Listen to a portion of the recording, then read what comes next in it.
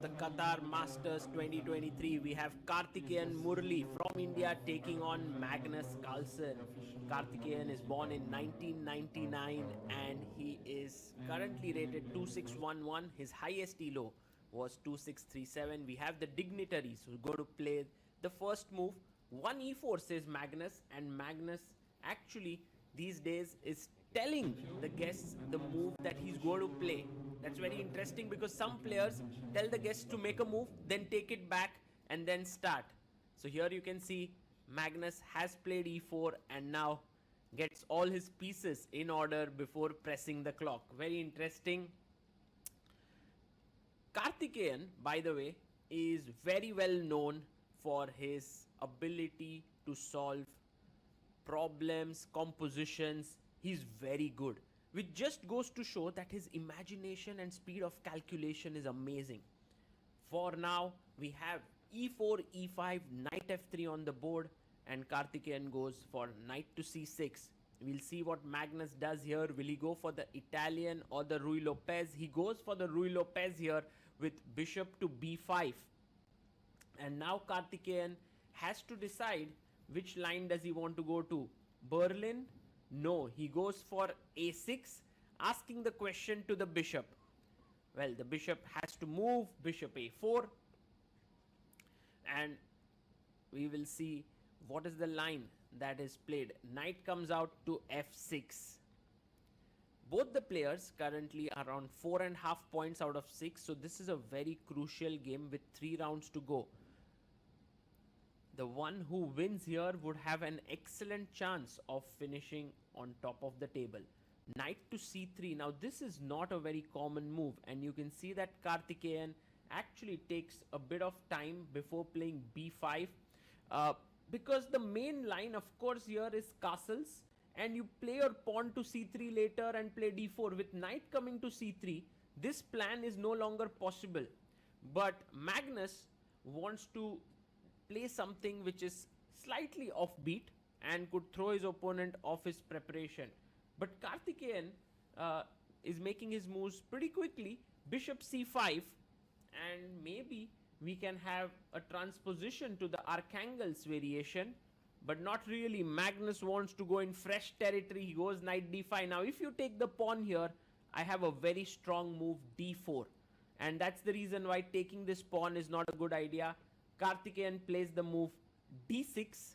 He's down to 1 hour 18 minutes. Magnus has 1 hour 28 minutes. And he plays c3. And the same idea persists. He wants to go d4 here. Already it feels like white has a nice pleasant position out of the opening. And now bishop comes to e6. So this is not really a very wise way to play, because now I can just castle, which is a good move, and also play d4, which Magnus does, and strikes in the center. And notice now you have to be very careful. Like if you take and go, which Karthikeyan has done, and Magnus is going to recapture here. C takes d4. And now if you move your bishop back to a7, you're simply losing the game after takes, and pawn up to d5 with a fork. So clearly you can't do that, and so Karthikeyan takes the knight in the center. Now here d takes c5 is met with taking on b3, and then the e4 pawn is also weak. So Magnus takes here and 2 pieces are attacked, but Karthikeyan comes out of it with a check. And if you play bishop d2, that's not what you want. King f1 is an excellent move. Just imagine if you play bishop d2, I take knight e7. Black is doing very well, but with king on f1, now you have this bishop alive, and you can actually go bishop g5 and pin it here. That's the main thing. Okay, maybe knight e4 is an important move here, but white has many moves, like h4 is possible. Magnus plays this slightly dubious move, queen d3. I do not like this move so much, and Karthikeyan plays queen d7.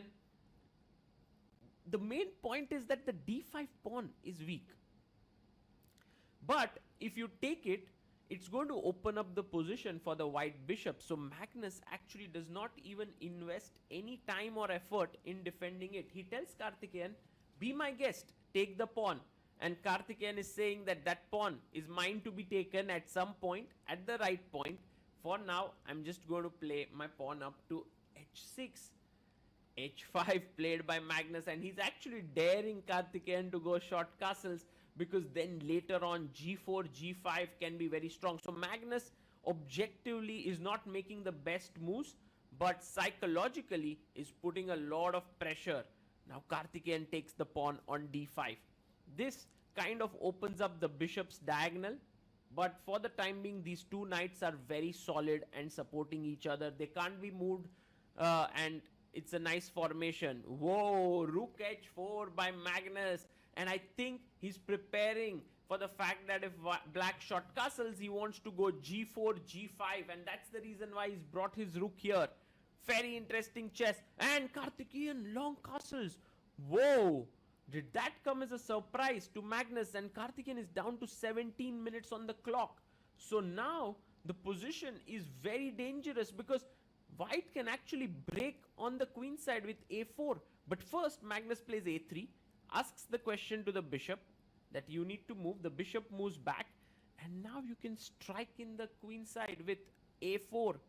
And that is exactly what Magnus does. So if you play b4, the a6 pawn is hanging, so you can't push. The a file is going to open up. Is this trouble time for black? Not really, says Karthikeyan. He says that my bishop here, my knights here are actually limiting your pieces, and your rook on h4 is doing nothing much. Even if you take on b5, I'll take back and place my king on b7. Magnus was unhappy with his knight on f3. It was doing nothing much here. So brings it to d2. Also wants to exchange it on e4 so that this stronghold of black pieces is broken. Rook comes to e8. Rook h e8 on the board. And now Magnus takes on b5. Let's see what Karthikeyan plays here. I think he must take with the pawn. If he takes here, then bishop c4 is just game over. So ab5 played.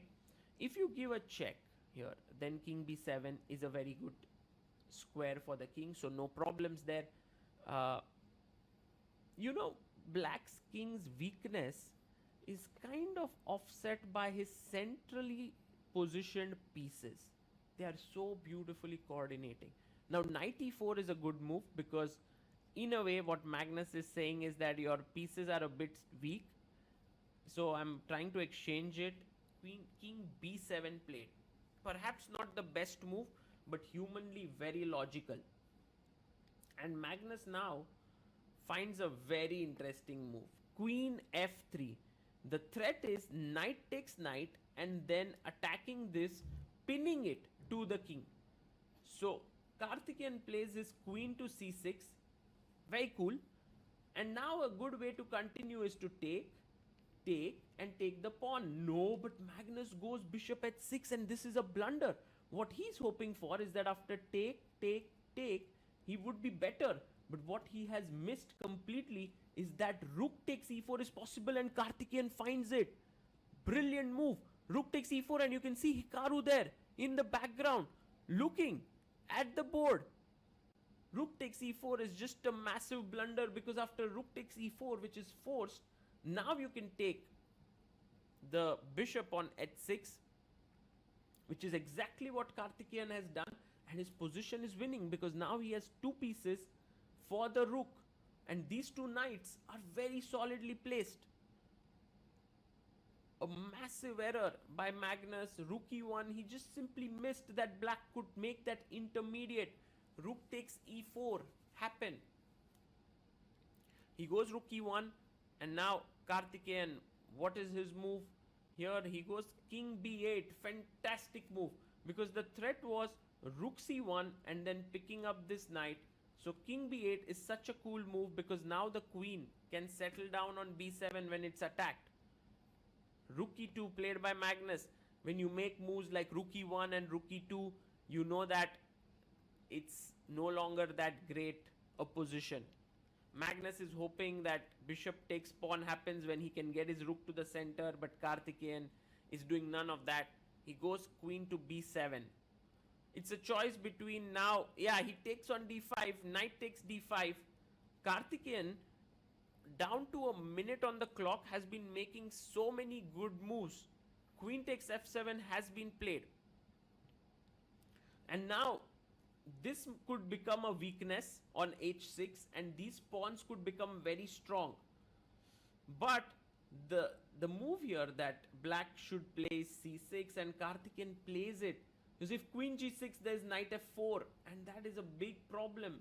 And if you bring your queen back, then black can just coordinate queen g7, rook f8. So he takes the queen, king takes, and you can see that displeasure on Magnus's face. We are on move 29. Karthikeyan has 1 minute 47 seconds. Magnus has 6 minutes. But time has become less relevant here, for the simple reason that black's position is now way easier to play. He brings his king to the center of the board. And now Magnus can go in and attack this pawn on h6 with rook e6. He does so. But Karthikeyan should not get passive. Rook h8 means a passive move. Rook f8, what a beautiful move. If you take here, knight e3 check, and you win the rook. And then if you move your king away or the rook away, then rook comes to f6 and I trade the rooks. Rook d2 played, and now that's how Karthikeyan will fight for an advantage with rook to f6. So you see that he's not made his rook passive at all.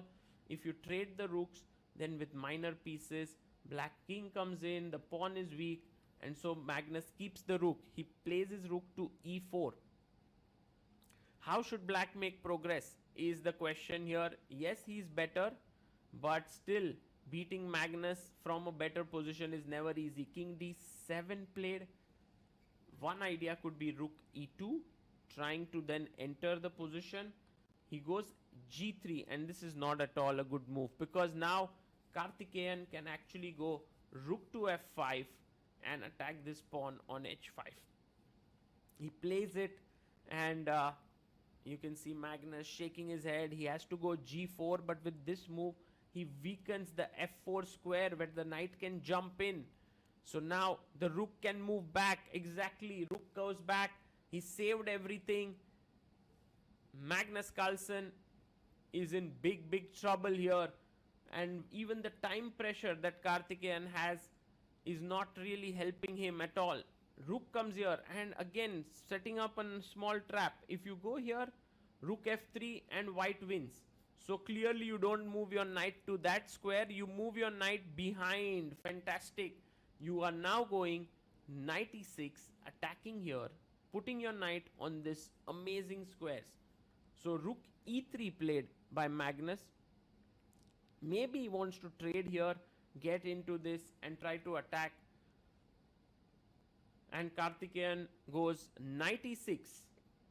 And his point is that now this pawn is hanging, but with this move rook e3, Magnus had prepared a special move here. This is move number 38. We have still not reached move 40. So he plays d5. And his point is, if you take the rook, I take the knight with a check, king takes and rook takes when the position is drawn. So Karthikeyan has to keep that patience here. He takes the pawn, rook f3, important move. You can't take here because your rook is hanging. So that's why first he plays rook f3. And now, you instead of trading, you can go rook g7. Again, so accurate, so accurate. Now the g4 pawn is hanging, and also the knight is ready to jump into d4. So plays rook d5, attacking the pawn on b5. And rook takes the pawn. So slowly and steadily black is coordinating, and I love how confidently Karthikeyan is converting this. We've reached move 40. Magnus goes and has a small bite, something to eat after such a long fight, and now rook f6, he comes in to attack the pawn on h6. Bishop d4, fantastic move. And one of the ideas of this move is of course to attack the b2 pawn, but if you take here, which Magnus would most likely do, then you have this excellent move, which I'm sure Karthikeyan has seen it. He's very good at such things, trapping the pieces. Rook f4. It's not just attacking here, but king c6 is going to trap the rook. Notice how the rook does not have any squares left. So he takes the pawn and lets Karthikeyan take the pawn on f2. This position should be drawish in nature if it were not for the fact that Magnus's king is actually getting checkmated here. King e1, and you can see that a rook and a pawn for two pieces is what the material balance is. This is completely fine. But knight c5, and now the problem is there is a check coming in. This pawn is hanging, and with the bishop moving in, it's these three pieces are actually launching a mating attack on the white king. King d1, and now bishop e3 seems like a fantastic move. Yeah, exactly. The rook is hanging, and if the rook moves, let's say rook h7, I go king c6, and then if you save the rook, let's say rook b8, I go knight d3 with a forced mate here. There's no way to stop this mate. So that's the reason why bishop e3 played, and I think it's completely losing now. Karthikeyan also has 24 minutes. He's walking around. Magnus calls him and says, I'm resigning the game. And that is a victory for Karthikeyan, the biggest one of his career.